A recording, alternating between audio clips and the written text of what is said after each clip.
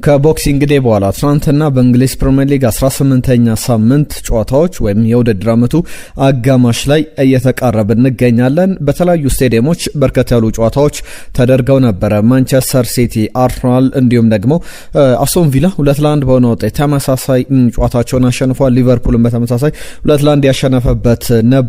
ለቼልሲ አሳዛኝ ምሽት የተመለከትንበት ጨዋታ ነበረ በስታንፈርድ ብሪጅ ያደረገው ጨዋታ። ሌሎችንም ጉዳዮች እናነሳለን ከጨዋታዎቹ ጋር በተያያዘ ለአርሰናል፣ ለማንቸስተር ሲቲ፣ ለቼልሲ፣ ለሊቨርፑል ምን መልክ ነበረው እያንዳንዱ ጨዋታዎች በዝርዝር የተመለከትናቸው እንቆያለን። ትናንትና በፌስቲቭ ፔሬድ በጣም ከባባድ ጨዋታዎች ነበሩ። ስለ ጨዋታዎቹ የምንላችሁ ጉዳዮች ይኖረናል። ከዛ በተጨማሪም የዝውውር ጉዳዮችን ይዘናል። ከማንቸስተር ዩናይትድ ጋር በተያያዘ አንድ የግራ መስመር ተከላካይ ለማስፈረም ስሙ እየተያዘ ይገኛል። ቼልሲ ስለሚለቃቸው ተጫዋቾች፣ ማንቸስተር ሲቲም እንዲሁ በተመሳሳይ ከክለቡ ስለሚለቁ ተጫዋቾች በስፋት እየተዘገቡ ያሉ ጉዳዮች አሉ። ሁሉንም መረጃዎች በስፋት እየነገርናችሁ እንቆያለን። በቻላችሁት በያላችሁበት አብራችሁን ቆዩ። ሀሳቦቻችሁን ጻፉልን። ትናንትናም በርከት ያሉ ተሳትፎዎችን ተመልክተናል።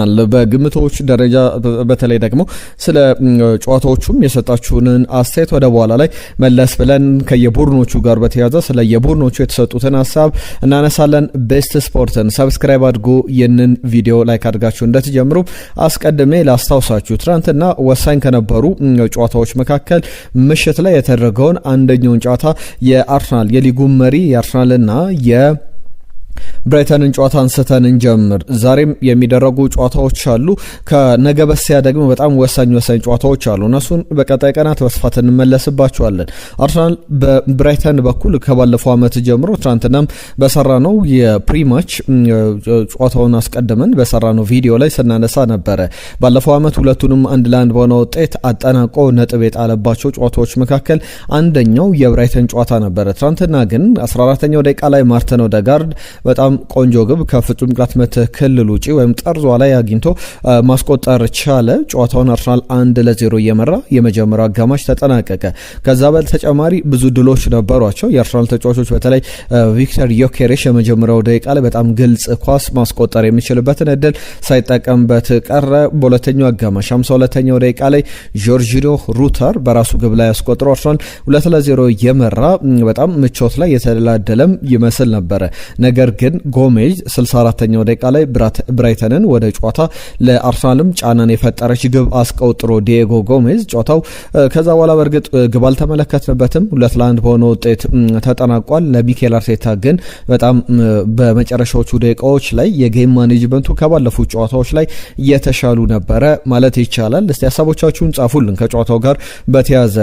ከዚህ በፊት ለምሳሌ የወልቭስ ጨዋታ ላይ በጣም ተጨንቆ ነበር አርሰናል ያሸነፈው ከወልቭስ ጨዋታ በተጨማሪም የኤቨርተንም ጨዋታ የመጨረሻ ደቂቃዎች ላይ በጣም አስጨናቂ አጋጣሚዎች ነበሩ።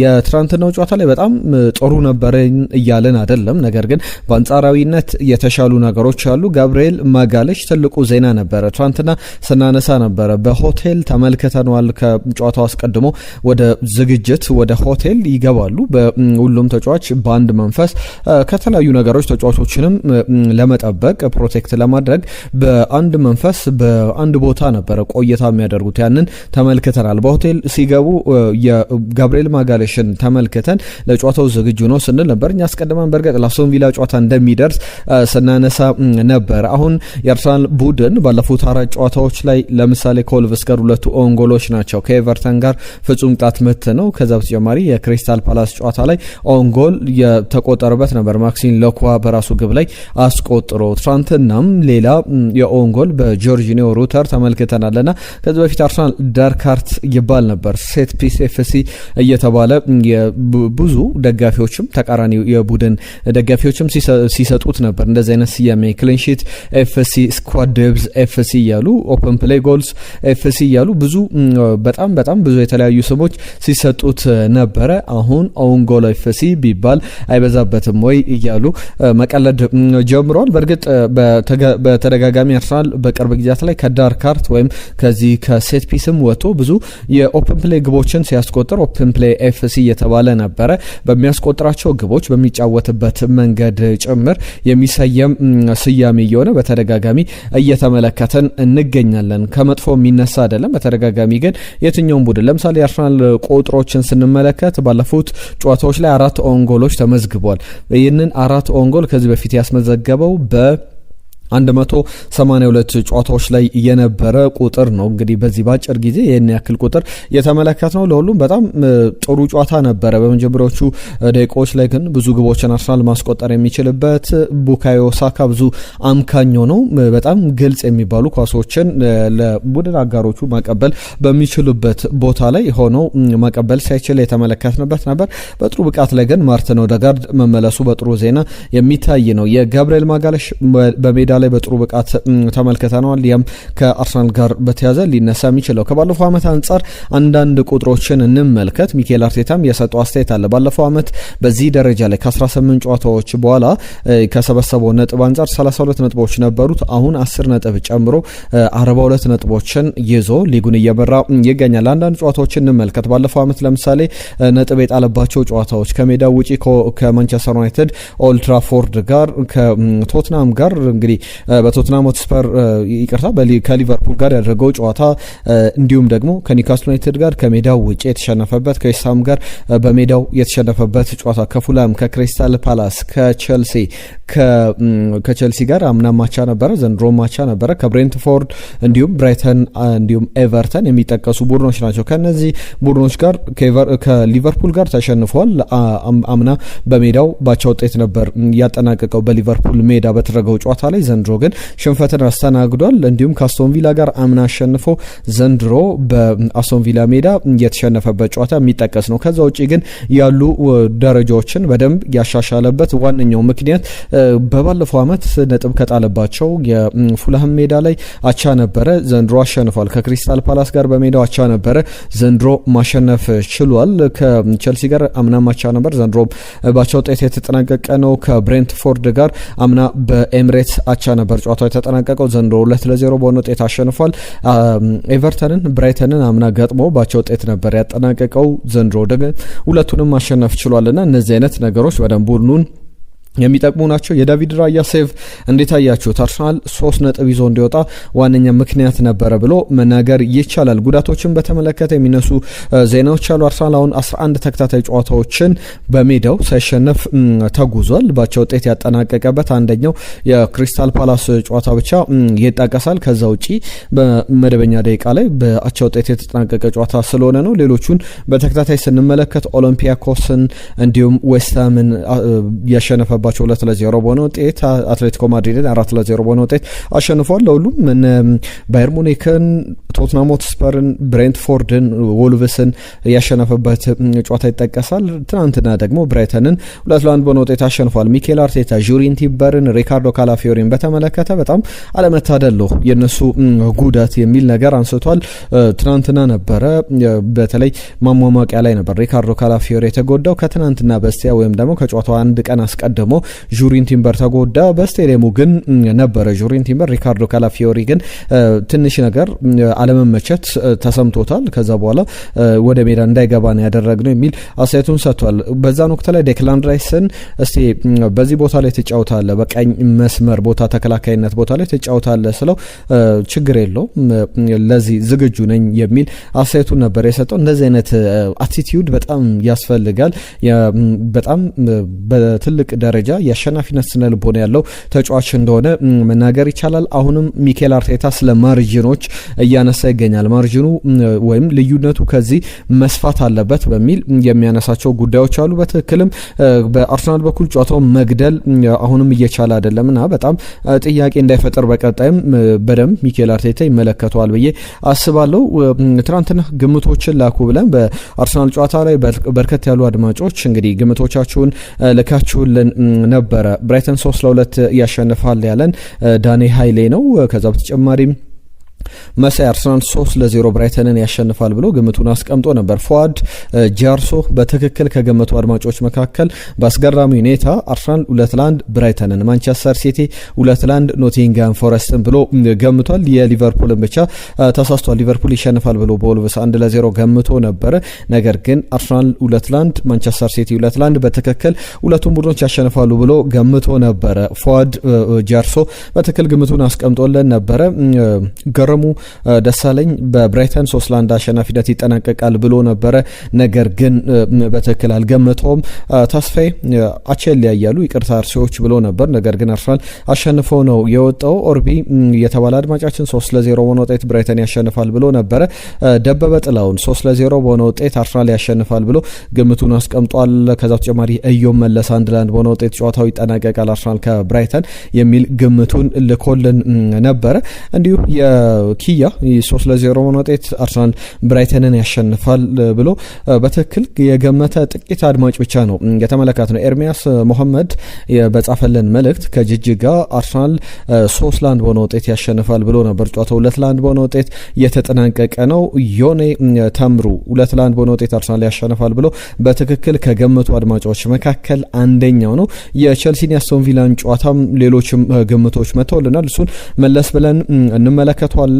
የአርሰናልና የብራይተንን ባዩ አለማየሁ በግምቱ መሰረት 3-2 በሆነ ውጤት ብራይተን ያሸንፋል ብሎ ነበር። በትክክል አልገመተም። ኢብራሂም መሐመድ ሌላ ግምቱን የላከልን አድማጫችን ነው። ልጅ አኔ ከደቡብ አፍሪካ ብራይተን 2-1 በሆነ ውጤት አርሰናልን ያሸንፋል ብሎ ግምቱን አስቀምጦ ነበር። አሼ 2-0 በሆነ ውጤት ያለን አድማጫችን ነበረ። ሌሎችም ግምቶች መጥተዋል። አብዛኞቹ ግምቶች ግን በትክክል የመጡ አልነበሩም። ጋዲሳ ብቻ አርሰናል 2-1 በሆነ ውጤት ያሸንፋል ብሎ ትናንትና እንግዲህ ከመጀመሪያ መልእክት ከጻፉልን አድማጮች መካከል አንዱ ነው። ሌሎችም ግምቶች አሉ። እነሱን በየጨዋታዎቹ ላይ እናነሳለን።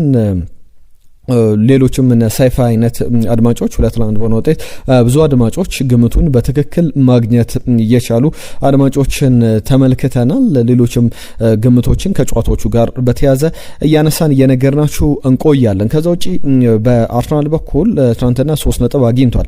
ባለፈው ሳምንት ላይ ዌስትሃም በማንቸስተር ሲቲ ከተሸነፈ በኋላ ሲቲ ሊጉን መምራት ጀምሮ ነበረ። ከዛ በኋላ አርሰናል በድጋሚ ትናንትና እንደ ባለፈው ሳምንትም ኤቨርተን አሸንፎ የሊጉ መሪነቱ እንደተረከበ ትናንትና ምሽትም ብራይተንን አሸንፈው የሊጉ መሪነት ተረክቧል። ትናንትና ከነበሩ ጨዋታዎች መካከል በደረጃ ሰንጠረዡ ሁለተኛ ደረጃ ላይ የነበረው ማንቸስተር ሲቲም ከኖቲንጋም ፎረስት ጋር ያደረገው ጨዋታ ቀላል ጨዋታ አልነበረም። በሲቲ ግራውንድ የተደረገ ጨዋታ ነበረ። ራይንደርስ 48ኛው ደቂቃ ላይ ግብ አስቆጥሮ ማንቸስተር ሲቲ የመራ የመጀመሪያው 45 ተጠናቀቀ። ኦማር ያትኪንሰን የኖቲንጋም ፎረስት የመጀመሪያ ግቡን ማንቸስተር ሲቲ ላይ 54ኛው ደቂቃ ላይ ግብ አስቆጥሮ ጨዋታው 1-1 ቀጥሎ ነበረ። ሪያን ሸርኪ 83ኛው ደቂቃ ላይ ማንቸስተር ሲቲን ፔፕ ጋርዲዮላን እፎይ ያስባለች ግብ አስቆጥሮ ጨዋታው በማንቸስተር ሲቲ 2-1 በሆነ ውጤት አሸናፊነት የተጠናቀቀ መርሃ ግብር ሆኗል። ማንቸስተር ሲቲ አስቀድሞ ነበር ይህንን ጨዋታ ያከናወነው። አስቀድሞም ማከናወኑን ተከትሎ ከሲቲ ጋር በተያዘ ጨዋታውን እንግዲህ በደንብ ያጠናቀቃል። መሪነቱንም ይዞ ይጓዛል ተብሎ በጣም በጥሩ ነገር የተመለከትነው ነበር። ነገር ግን ለማንቸስተር ሲቲ ቀላል ጨዋታ አልነበረም። ትናንትና ጨዋታ ላይ ሮድሪ በተቀያሪ ወንበር ላይ ነበር የጀመረው። ወደ ሜዳ ግን አልገባም። ሳቪኒዮ እና ናታናኬ ብቻ ነበሩ በፔፕ ጋርዲዮላ በኩል ተቀይሮ እንዲገቡ እድል እየተሰጣቸው። ከዛ ውጪ በማንቸስተር ሲቲ በኩል አሁንም እግር በእግር ከአርሰናል ጋር እየተከታተለ እንዳለ የተመለከትንበት ጨዋታ ነው። ሃርሊንግ ብራውት ሃላንድ ትናንትና ግብ አላስቆጠረም። ይህንን ይመስላል የማንቸስተር ሲቲ ጨዋታ ባጭሩ። ከአርሰናል ጨዋታ ሌላኛው የአርሰናል ተከታይ የሆነው የአስቶን ቪላ ጨዋታ ነው። በስታንፈርድ ብሪጅ የተደረገውን ጨዋታ እንመልከት። ጆ ፔድሮ ይህቺ ግብ በትክክል እንግዲህ ጆ ፔድሮ ሳያስብ የነካት ኳስ ወደ ግብነት የተቀየረችበት ነበረ። በቀጥታ ከማዕዘን ምት እንዲሁ ሪስ ጄምስ ያስቆጠራት ግብ ይመስል ነበረ። 37ኛው ደቂቃ ላይ ቼልሲ መራ። ከዛ በኋላ ግን ኦላይ ዋትኪንስ 2 ግቦችን አስቆጠረ። ኦላይ ዋትኪንስ ተቀይሮ ነበር የገባው። ተቀይሮ ከገባ በኋላ 63ኛው ደቂቃ ላይና 84ኛው ደቂቃ ላይ ኦላይ ዋትኪንስ 2 ግቦችን ማስቆጠር ችሏል። በኤሚሊያኖ ቦዌንዳ 68ኛው ደቂቃ ላይ ከተቀየረ በኋላ ከ5 ደቂቃዎች በኋላ ነበረ ግብ ማስቆጠር የቻለው። 63ኛው ደቂቃ ላይ አቻ ያደረጋቸው። 84ኛው ደቂቃ ላይ የዋላ ቼልሲ ላይ ግብ ተቆጥሮ ቼልሲ 2-1 በሆነ ውጤት ተሸንፏል። ለኤንዞ ማሬስካ በጣም የሚያሳስቡ ነገሮች አሉ። አሁን ኤንዞ ማሬስካ እየመራ ባለበት ሰዓት ላይ እንግዲህ ወደ 13 ነጥቦች ያክል የጣለበት ሆኗል። በጣም ሊያሳስብ የሚገባ እንቅስቃሴ ነው በትናንትናው ዕለትም የተመለከት ነው። ሪስ ጀምስ እንዳለው ነው የመጀመሪያው አጋማሽ በጣም በቼልሲ የበላይነት በቼልሲ የኳስ ቁጥጥር የተጠናቀቀ ነበር። ሁለተኛው አጋማሽ ግን ሌላ መልክ ነበረው። ኡናይ ኤምሪ ቡድን ቀና ብሎ በደንብ አገግሞ ጨዋታውን ለማሸነፍ ሰፊ እድል ያገኘበት ነበረ። ቼልሲ በጣም ተቀዛቅዞ ተመልክተነዋል። በጣም ተቀባይነት የሌለው አጨዋወት መንገድ ወይም ደግሞ ተቀባይነት የሌለው ብቃት ነው ያሳየው በቼልሲ በኩል። አሁን ከመሪው አርሰናል ያላቸው የነጥብ ልዩነት 13 ነው። ከአስቶን ቪላ እንኳን ከዚህ ሁሉ ገንዘብ ዝውውር ከተደረገ በኋላ ያላቸው የነጥብ ልዩነት ከአስቶን ቪላ ጋር የ10 ነጥብ ልዩነት ነው። አስቶን ቪላ ቼልሲን በ10 ነጥብ በልጦ ተቀምጧልና በጣም ያልተጠበቀ ይመስላል። ለምሳሌ ሊቨርፑል የውድድር ዓመቱ ሲጀምር በጣም የተዳከመ ቡድን ይመስል ነበረ። እያገገመ በጣም በጥሩ ደረጃ ላይ አሁን ይገኛል። ከቼልሲም በነጥብ ከፍ ብሎ መቀመጥ ችሏል። ማንቸስተር ዩናይትድ በጣም ደካማ የውድድር ዓመት ላይ እንዳለ ቢታሰብም ከቼልሲ በጣም የራቀ ቡድን አይደለም። በነጥብ እኩል ነው። ከቼልሲ እኩል 29 ነጥቦችን ይዞ የተቀመጠ ቡድን ነው እና በቼልሲ በኩል ብዙ ነገሮች ጥያቄዎች ገብቷል። የመጀመሪያው አጋማሽ ላይ ጨዋታው መግደል እንዴት አልቻሉም? ኦሌ ዋትኪንስ ገብቶ ነገሩን በሙሉ የቀየረበት ነበረ። ኮል ፓልመር ባለፉት 6 ጨዋታዎች 1 ግብ ነው ያስቆጠረው። ምንም አሲስት ማድረግ አልቻለም። ቼልሲ ከባለፉት 8 ጨዋታዎች በ3ቱ ተሸንፏል፣ በ3ቱ አቻ ወጥቷል፣ በ2ቱ ደግሞ አሸንፏልና ብዙ ጥያቄዎች እየተነሱ ይገኛሉ። የኡናይ ኤምሪ ቡድን ግን ለዋንጫ የሚጫወት አይነት ቡድን እንደሆነ ብዙ ምልክቶች እየተመለከተን እንገኛለን። ለምሳሌ ቶፕ 6 የሚባሉትን ትራዲሽናል ቶፕ 6 የሚባሉ ቡድኖችን እንመልከት። በሊቨርፑል ብቻ ነው የተሸነፈው። ሌሎቹን ማንቸስተር ዩናይትድን፣ አርሰናልን፣ ማንቸስተር ሲቲን፣ ትናንትና ቼልሲን ከዛ አስቀድሞ ቶትናምን አሸንፏል። በሊቨርፑል ብቻ 2-0 በሆነ ውጤት የተሸነፈበት 5 አሸንፎ 1 ተሸንፏል ሊቨርፑል ብቻ። ቀጣይ ጨዋታ ደግሞ ከአርሰናል ጋር የሚደረግ ነው። በእርግጥ በዚህ በቡባኩር ካማራ እንዲሁም ደግሞ ማቲካሽ በቢጫ ካርድ ምክንያት ከዚህ ጨዋታ ውጪ ናቸው። በቀጣይ በአርሰናል ጨዋታ ላይ የማይሰለፉ ተጫዋቾች እንደሆነ ተመልክተናል። ሊቨርፑልን በተመለከተ ትናንትና 2-1 በሆነ ውጤት አሸንፏል። ቀደም እንዳልኩት ነው ማንቸስተር ሲቲ 2-1 ነው ያሸነፈው፣ ሊቨርፑልም 2-1፣ አርሰናልም 2-1፣ ቼልሲ ደግሞ 2-1 ነው የተሸነፈውና ትናንትና በሊቨርፑል በኩል ወልቭስን ሲገጥም በጣም ቀላል ጨዋታ እንደማይሆን ይጠበቅ ነበረ። የዲየጎ ጆታ ልጆች በስቴዲየም ነበሩ። የመጀመሪያዎቹ ደቂቃ ላይ ጨዋታ አስጀማሪዎች ሆነው ተመልክተናቸዋል። እንደ ማስኮት ሆነው ወደ ሜዳ ገብተው ተመልክተናቸዋል። ሪያን ግራቨንበርች 41ኛው ደቂቃ ላይ ግብ አስቆጠረ። ከዛ በኋላ ፍሎሪያን ቨርስ 42ኛው ደቂቃ ላይ በሊቨርፑል 24 ጨዋታዎችን አድርጓል። በፕሪሚየር ሊጉ ከ17 ጨዋታዎች የመጀመሪያ ግቡን ነው ማስቆጠር የቻለው። ለሊቨርፑል የመጀመሪያ ግቡን ማስቆጠር ችሏል። ነገር ግን በጣም ጥሩ እየተንቀሳቀሰ እንዳለ ከቡድኑ ጋር እየተዋደ እንዳለ በደንብ እየተመለከትነው ነው የምንገኘው። ቢሆነው ግቧን 51ኛው ደቂቃ ላይ ለወልቭስ ግብ አስቆጥሮ ሊቨርፑልን ጫና ውስጥ ከቶ ነበር። ነገር ግን የአርነ ስሎት ቡድን ሙሉ 3 ነጥቡን ይዞ የተመለሰ ቡድን ሆኗል። ትናንትና እንግዲህ እነዚህ ነበሩ በጣም ትልልቅ ወሳኝ የሚባሉ አይነት መርሃ ግብሮች። በአርሰናል በኩል 42 ነጥቦችን ይዞ ሊጉን እየመራ ይገኛል። ማንቸስተር ሲቲ 40 ነጥቦች አሉት። አስቶን ቪላ 39፣ ሊቨርፑል 32 ነጥቦችን ይዞ አሁን ከቼልሲም በልጦ 4ኛ ደረጃ ላይ ተቀምጧል በ3 ነጥብ ልዩነት ማለት ነው። ቼልሲን ስንመለከት 29 ነጥብ፣ ማንቸስተር ዩናይትድ 29 ነጥብ፣ ዩናይትድ 6ኛ ነው፣ ቼልሲ 5ኛ ነው። ሁለቱም 29 ነጥቦችን ይዘው ተቀምጧል። በዛሬው ጨዋታ ላይ በተለይ የሰንደርላንድ መርሃ ግብር ለማሸነፍ የሚችል ከሆነ ሰንደርላንድ ነጥቡን ማሳደግ ይችላል። 30 ነጥቦች ላይ ይቀመጣል። ቼልሲንም ማንቸስተር ዩናይትድንም በልጦ የሚቀመጥበት እድል አለ። በመጪው ማክሰኞ እንዲሁም ሐሙስ ዕለት የሚደረጉ ጨዋታዎች አሉ። ማክሰኞ ዕለት ከሚደረጉ ጨዋታዎች መካከል እንግዲህ ዛሬ ሰንደርላንድ ከሊድስ፣ ቶትናም ከክሪስታል ፓላስ የሚያደርጓቸው ጨዋታዎች አሉ። ማክሰኞ ዕለት አርሰናል በጣም ወሳኝ ጨዋታውን ከአስቶን ቪላ ጋር ያደርጋል። የፕሪሚየር ሊጉ አንደኛና 3ኛ የሚያደርጉት ጨዋታ ነው። ማንቸስተር ዩናይትድ ከወልቭስ የሚያደርጉትም ጨዋታ በተመሳሳይ ቀን ማክሰኞ የሚደረግ ነው። ቸልሲ ከቦርመዝ በጣም ፈታኝ ጨዋታዎች ናቸው የሚደረጉት። ረቡዕ ዕለት የፕሪሚየር ሊግ ጨዋታዎች አይኖሩም። ሐሙስ ዕለት ደግሞ ሊቨርፑል ከሊድስ፣ ብሬንትፎርድ ከቶትናም፣ ሰንደርላንድ በስታዲየም ኦፍ ላይት ከማንቸስተር ሲቲ የሚያደርጓቸው ጨዋታዎች ይጠበቃሉ። በቀጣይ ቀናት እነዚህን ጨዋታዎች በተመለከተ ዝርዝር ነጥቦችን ይዘን የምንመለስ ነው የሚሆነው። የዝውውር ጉዳዮችን ደግሞ እንመልከት። ከዛ አስቀድሞ ግን ትናንትና በአፍሪካ ዋንጫ ላይ የነበሩ መርሃ ግብሮች ነበሩ። በጣም ጥሩ ጨዋታዎችን እየተመለከተን እንገኛለን። በአፍሪካ እግር ኳስ ዋንጫ ላይ ዛሬም የሚጠበቁ ጨዋታዎች አሉ። ትናንትና ግን ውጤቶቹን ብቻ ለመጠቆም ያክል የሚነሱ ሀሳቦች አሉ። የግምቶቻችሁን ትናንትናም በቡድኖቻችሁን በተመለከተ እናነሳለን። ዩጋንዳ ከታንዛኒያ በጣም ኢንቴንሲቲው ከፍ ያለ ጨዋታ ነበር። 1-1 በሆነ ውጤት ተጠናቋል። ናይጄሪያ ቱኒዚያን 3-2 በሆነ ውጤት ማሸነፍ ችላለች። አዶሜላ ሎክማን ግብ አስቆጥሯል። ዊልፍሬድ ኒዲዲ እንዲሁም ደግሞ ቪክተር ኦሲሚያን ናይጄሪያን ብሔራዊ ቡድን ግቦች ያስቆጠሩ ተጫዋቾች ናቸው። በጣም በጥሩ ጨዋታነት ሊጠቀስ የሚችል ነው። ቤኒን ከቦትስዋና ቤኒን 1-0 በሆነ ውጤት አሸንፋለች። ዲሞክራቲክ ሪፐብሊክ ኦፍ ኮንጎ ምን ያክል አስደናቂ ቡድን እየተገነባ እንዳለ መመልከት ይቻላል። በተለይ በዓለም ዋንጫ ፕሌኦፍ ላይ ናይጄሪያን ካሜሮንን አሸንፎ ነበረ። ትናንትና ደግሞ ከሴኔጋል ጋር 1-1 በሆነ ውጤት ተጠናቋል። ሳይዶ ማኔ ነው እየታደጋቸው።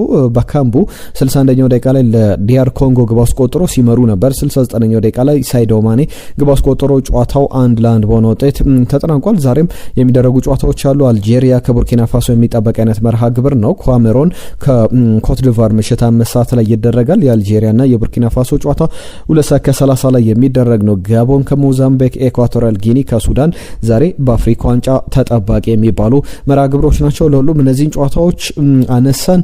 ትናንትና ከአርሰናል ጨዋታዎች በተጨማሪ ሌሎች ጨዋታዎችም ላይ እነ ቸልሲ ማንቸስተር ሲቲ ጨዋታ ላይ ግምቶች መጥተውልናል። ለምሳሌ ነጂብ ሰንገሮ ከናይሮቢ ከኬንያ በላከልን መልእክት ለቸልሲ ከባድ ጨዋታ ቢሆንም 3-2 ያሸንፋል ብሎ ነበረ። ነገር ግን ቸልሲ በዚህ ጨዋታ ላይ ማሸነፍ አልቻለም። የተሸነፈበት ውጤት ነው።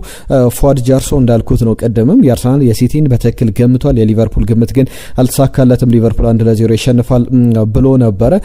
በተጨማሪነት የቸልሲ ጨዋታዎች ላይ የሲቲ ጨዋታዎች ላይ ብዙ ግምቶች ነበሩ። ኤርሚያስ ሞሐመድ ቸልሲ 2-1 በሆነ ውጤት ተቸግሮ ያሸንፋል ብሎ ነበረ። ከጅጅጋ በትክክል አልገመተም ኤርሚያስ። ሌሎችም የግምት ሙከራዎች ነበሩ። አብዛኞቹ የተሳኩ አልነበረም። የአርሰናል ግምቶች ላይ ግን የተሳኩ ግምቶችን ተመልክተናል። ለጃኔ ከደቡብ አፍሪካ ቸልሲ 2-1 በሆነ ውጤት ባስቶን ቪላ ይሸነፋል ብሎ በትክክል ከገመቱ አድማጮች መካከል አንዱ ነው። ቪላ 2-1 በሆነ ውጤት ቸልሲን ያሸንፋል።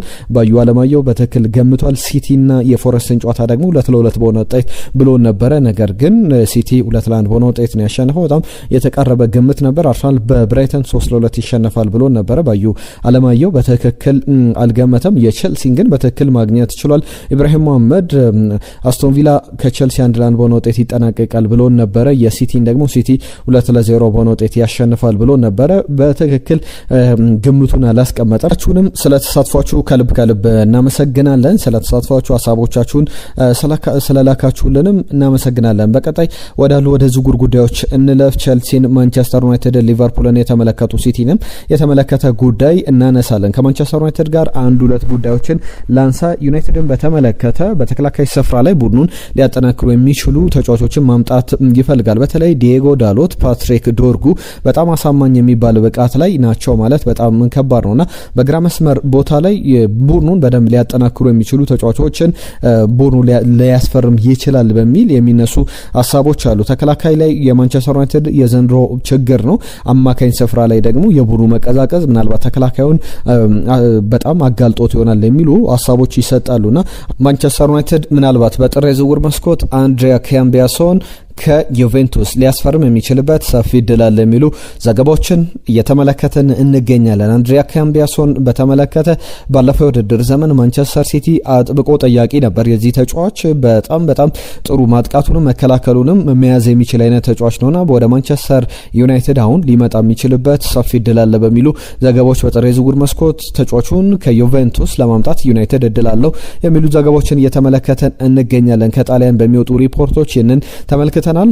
ሮማን በተመለከተ የጆሹዋ ዘርኬዘን ጉዳይ ለማጠናቀቅ ይፈልጋሉ። የአሰልጣኙ የሮማ አሰልጣኝ ጂያምፔሮ ጋስፕሬኒ እንዲሁም ደግሞ ስፖርቲንግ ዳይሬክተሩ ሪኪ ማሳራ ተጫዋቹን ስለማነጋገራቸውና ተጫዋቹን ፍጹም ፍላጎት እንዳለው የሚያሳዩ ዘገባዎች አሉ። በውሰት ውል ከዛ በተጨማሪ ተጫዋቹን በአማራጭና በቋሚነት የመግዛት ግዴታ ይዘው ዝውውሩን ሊያጠናቅቁ ይችላሉ የሚሉ ጉዳዮች አሉና በሮማ የ3-4-2-1 አሰላለፍ ቦታ እንደሚያገኝም ቃል ተገብቶለታል በአሰልጣኙ የሚሉ ዘገባዎችን ተመልክተናል። ከቸልሲ ጋር በተያያዘ አሁንም ስለሚለቃቸው ተጫዋቾች ብዙ እየተባለ ይገኛል። በተለይ በሚለቃቸው ተጫዋቾች ልክ አዳዲስ ተጫዋቾችን ሊያመጣ ይችላል። ከነዚህ ተጫዋቾች መካከል ራሂም ስተርሊንግ፣ አክሴል ዴሳሲ በጥር የዝውውር መስኮት ዋነኛ ተሸኚዎች ናቸው። በተለይ ትልልቅ ደሞዝ የሚከፈላቸው ተጫዋቾች መካከል ራሂም ስተርሊንግ በተለይ ደግሞ ከ300,000 ፓውንድ በላይ አካባቢ ይከፈሏል ተብሎ ይታመናል። ቢያንስ እስከ 250,000 ፓውንድ የቼልሲ ወጪ ነውና በሳምንት ከተጫዋቹ ጋር በተያያዘ አሁንም